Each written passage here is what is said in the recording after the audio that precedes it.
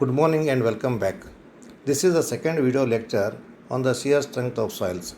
In the first video lecture, we have discussed the concept of shear strength and its importance in the analysis and design of the earth structures.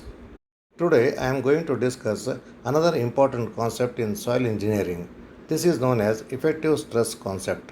Since it is first recognized by Carl Terzky, this concept is also known as Terzky's effective stress concept. Carl Terzky, born in 1883 and died in 1963.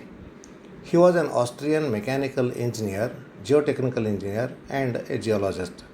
He is also known as father of soil mechanics and geotechnical engineering. In 1900, Terzky entered the Technical University in Graz to study mechanical engineering, where he also developed an interest in the theoretical mechanics. He was nearly expelled at one point of time but ended up in graduating with honors in 1904. Thereafter, his contribution to the field of geotechnical engineering is significant. Except for externally induced stresses, the stresses inside a soil mass are identified to be three types. Number 1, total stresses. Number 2, effective stresses. And number 3, neutral stresses. Consider a soil mass, the ground level, and a level XX at a distance Z below the ground level. To calculate the pressure acting on this level XX, consider an element and a cross-sectional area A and the column of the soil which is standing above this one. The figure 1b shows the weight of the column W of the cross-sectional area A and depth Z. Let gamma be the unit weight of the soil, and now we can write weight of the soil column above the consideration of the section XX is W equal to gamma into volume of the soil. We can write gamma into A into Z, and therefore pressure sigma is equal to W by A, that is gamma into Z. So therefore the product gamma into Z gives the pressure at any depth Z below the ground level. Let us consider a saturated soil mass, a partially saturated. Here the water table is at a depth of Z1 and we are considering a section XX at a depth below Z2 below the water table. So total depth of section XX is Z below the ground level.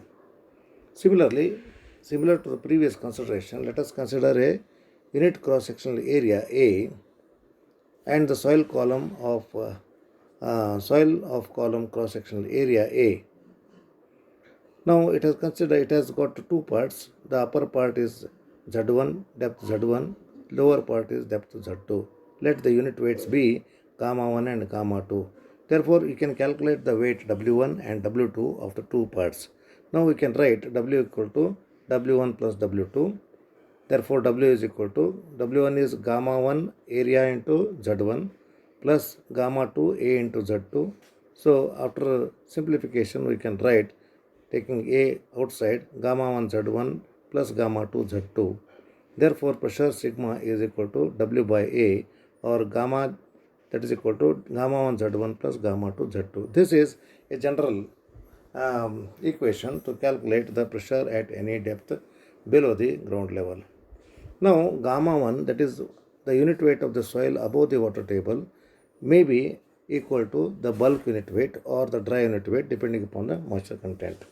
Gamma 2, since it is below the water table, it is gamma saturated. Now, the total pressure at any section is XX below the ground level can be written as to be comprised of two components. One is the pressure transmitted from grain to grain of the soil particles, and second one, the pressure in the water filling the pore spaces.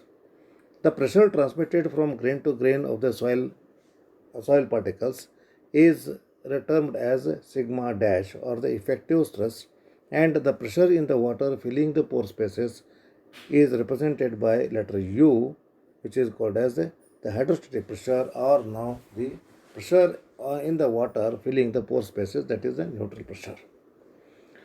In the above case, now we can write the total stress is equal to the summation of the effective stress and the pore pressure.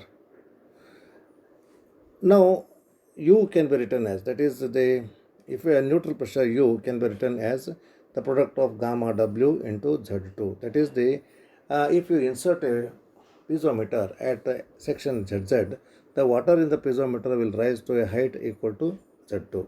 So therefore the pressure here is defined as the gamma W into Z2. So in the above case, you can see that the effective pressure at plane XS is given by sigma dash equal to sigma minus U.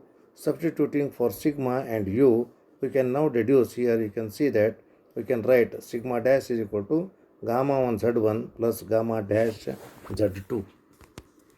Now let us just consider the definitions once again. The total pressure at any depth Z is the summation of the two pressures, that is the effective pressure and the neutral pressure. The effective pressure is so called because it is instrumental in bringing out some changes in the soil mass, or it is effective in causing changes in the soil mass. It is responsible, since the effective pressure is the pressure which is transmitted from particle to particle. Whenever there is an increase in the pressure, the contact between the particles increases, and thereby there is a relative motion between the two particles. Thereby there is a reduction in the volume of the soil, and thereby there is a reduction in the void ratio, and there is a reduction in the permeability, and there is a settlement. Therefore, this effective pressure is responsible for so many changes because of the variation in its magnitude. Therefore, the name the effective pressure. On the other hand, the pore pressure or the pore water pressure acts equally in every direction on any point within the soil mass. It also acts equally on the entire surface of the any particle, but it is assumed not to change the volume of the particle. The pore pressure does not cause the particles to be pressed together and cannot in itself cause the volume changes in the soil or resist the shear. Hence, this name is the neutral pressure. Out of these three pressures, the total pressure and the neutral pressure are measurable. That is, we can calculate the total pressure as gamma 1 Z1 plus gamma 2 Z2, gamma 3 Z3, etc. and U as gamma W into the depth Z below the water table up to the point of concentration. But the effective pressure is not measurable directly, but it can be measured only indirectly. Well, now let us look into the computation of effective pressure. Referring to the figure 5.9, you can see here three distinct figures which have been shown. The computation of effective pressure requires separate determination of total pressure sigma and the pore pressure U. The effective pressure is then found as the difference of sigma and U. Consider these typical cases where the water table in the first case A is at the ground surface, and in case B, water table is above the ground surface, and in case C, the water table is below the ground surface. The effective stress variation diagrams for all the three cases have also been mentioned just below the respective cases in the figure. Now let us look into the calculation of these computation of effective pressures. It is noted that the total vertical pressure or total pressure at any depth Z below the ground surface is equal to the weight of the materials, including solids and water, per unit area above the depth. Pore water pressure is the hydrostatic pressure equivalent to the water column in the piezometer inserted at depth Z. Now, in the figures, you can see HP, depth HP shows the depth of the water table from the water table to the point under consideration, or it is the height of the water that rises in a piezometer which is inserted at any level where the pressure is required. In the first case, HP, since the soil is saturated, water table is the ground surface, Z and HP are same. In case B, where the water table or the groundwater table is above, see, normally we find such cases in terms of say the ponds. Okay, we are having a ground surface and water is impounded on that, and we are going to calculate the pressure at a certain depth below the base of this pond. Okay, this is a case where the water table is above the ground surface. In the third case, the water table is below the ground surface. Now, to calculate the pore pressure U, we can write a general equation Hp into gamma W. Hp obviously differs in each of these cases. Let us now consider the first case, that is the case where the water table is at the ground surface. Now here sigma is equal to Z into gamma saturated, U is equal to Hp into gamma W or Z into gamma W, as Hp and Z are same, and therefore sigma dash is equal to sigma minus U, or Z is equal to Z into gamma saturated minus gamma W, that is gamma dash. So therefore sigma dash is nothing but Z into gamma dash. Now you can find this the magnitude of effective pressure is written at the bottom, Z into gamma dash. We can also here see that this variation is hydrostatic in nature because this variation is linearly or directly proportional to the depth Z. In the second case, the water table above the ground surface, now total pressure sigma is equal to Z1 into gamma W plus Z into gamma saturated, and pore pressure U is equal to Z1 plus Z into gamma W because the total water column depth is Z1 plus Z. Therefore, the effective pressure sigma dash is equal to Z into gamma dash. In both the cases, now you see first case and second case, the effective pressure is Z into gamma dash. In the third case, the water table below the ground surface, now sigma is equal to Z1 plus gamma, Z1 into gamma plus Z minus Z1 into gamma saturated, and U, or the pore pressure, is Z minus Z1 into gamma W. Now sigma dash is given by Z1 gamma plus Z minus Z1 into gamma dash. This magnitude is greater than Z into gamma dash. It means that if the water table is below the ground surface, the effective pressure at the same level is greater than that in the case of the water table at the ground surface. Now, it is apparent that rise in the water table above the ground surface increases both the total pressure and the pore pressure, but the effective pressure remains the same. Consider the case A and B. The effective pressure increases if the water table is lowered below the ground surface, as in the case of C. Similarly, it can be shown that the effective pressure gets reduced where the water table rises to the elevation up to the ground surface from its initial position, which was below the ground surface.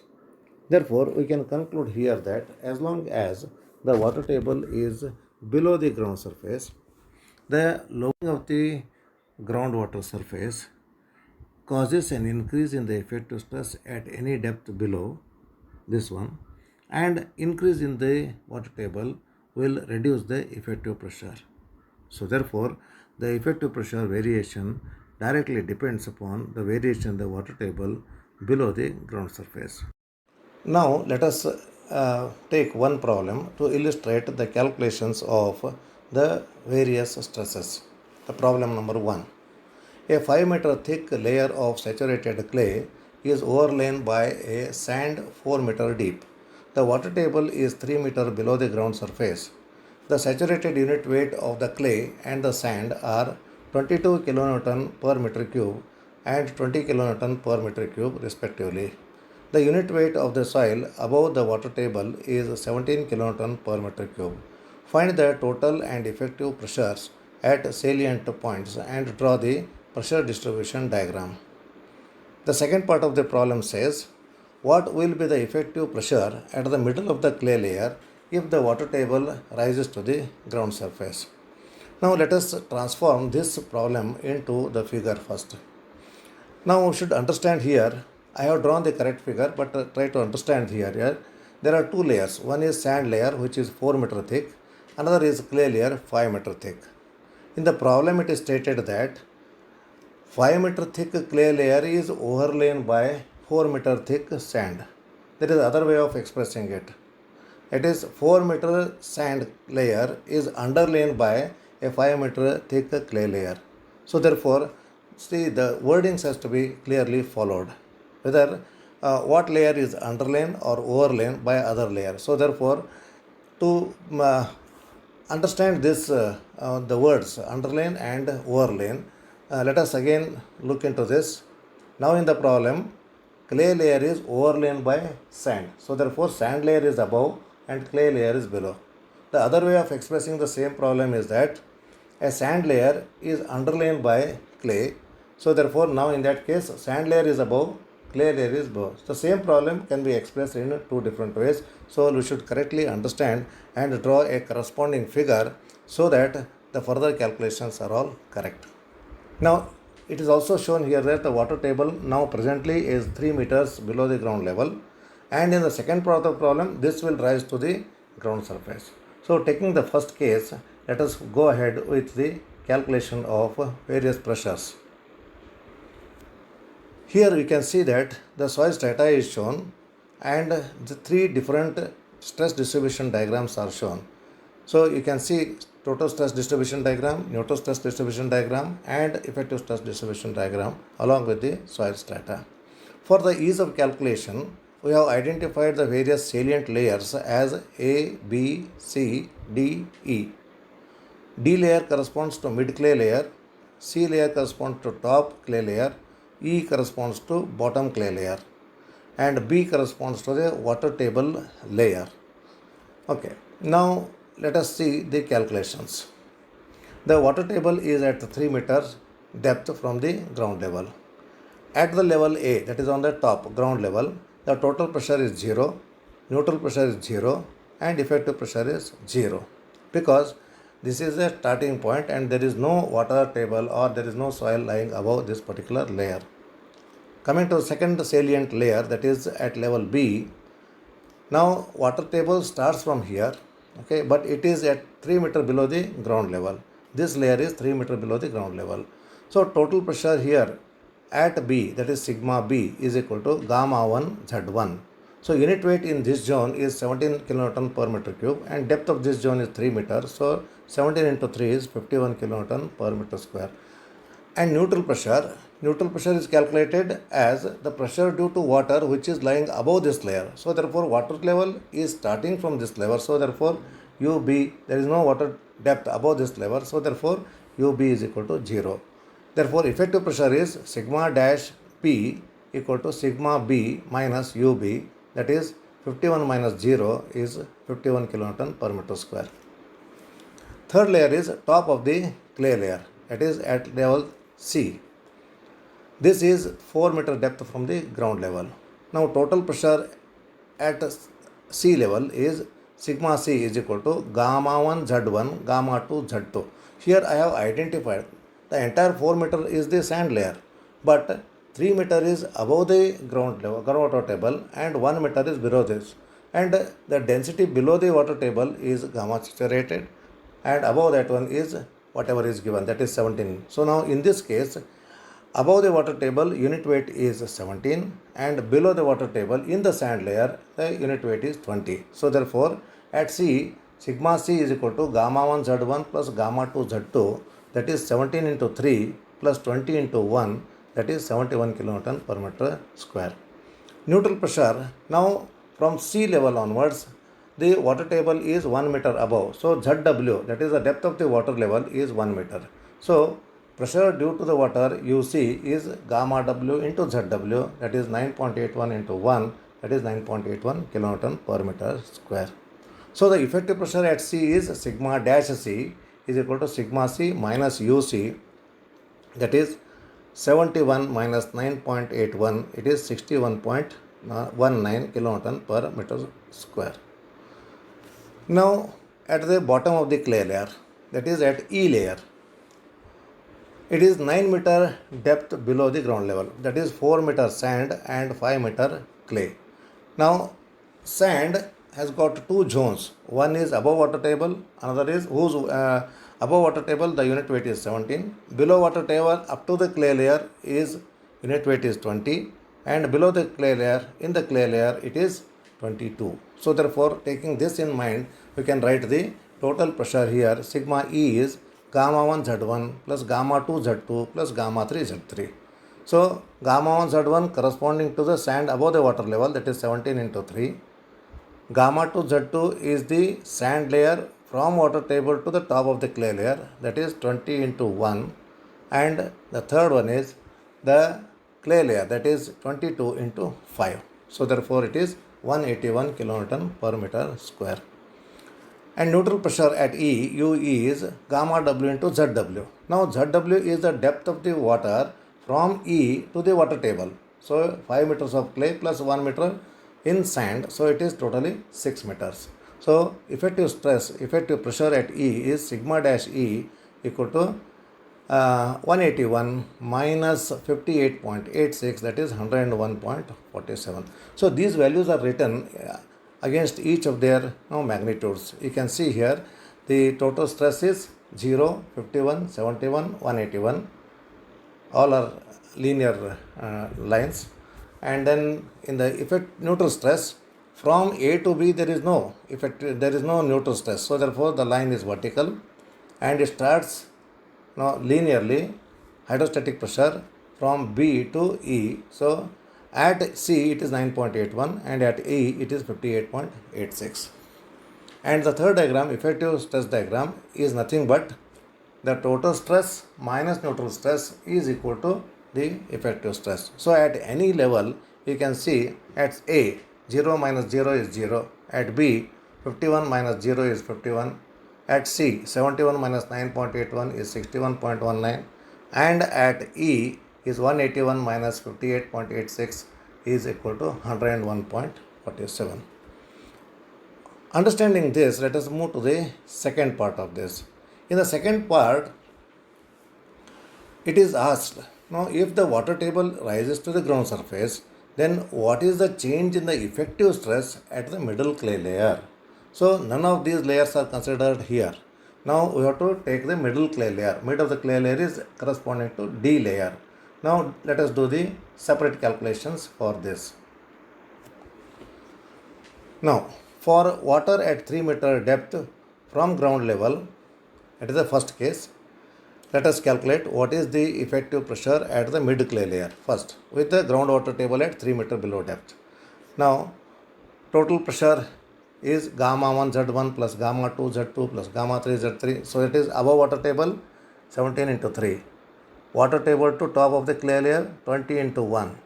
And from the top of the clay layer to the middle of the clay layer is depth is 2.5 meters. So therefore 22 into 2.5.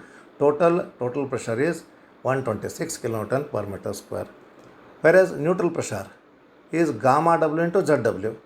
Gamma W is 9.81. ZW is the depth of the water from water table to the point under consideration. So 1 meter in sand and 2.5 meters in the clay, it is 3.5 meters. So 9.81 into 3.5 is 24.53 kilonewton per meter square.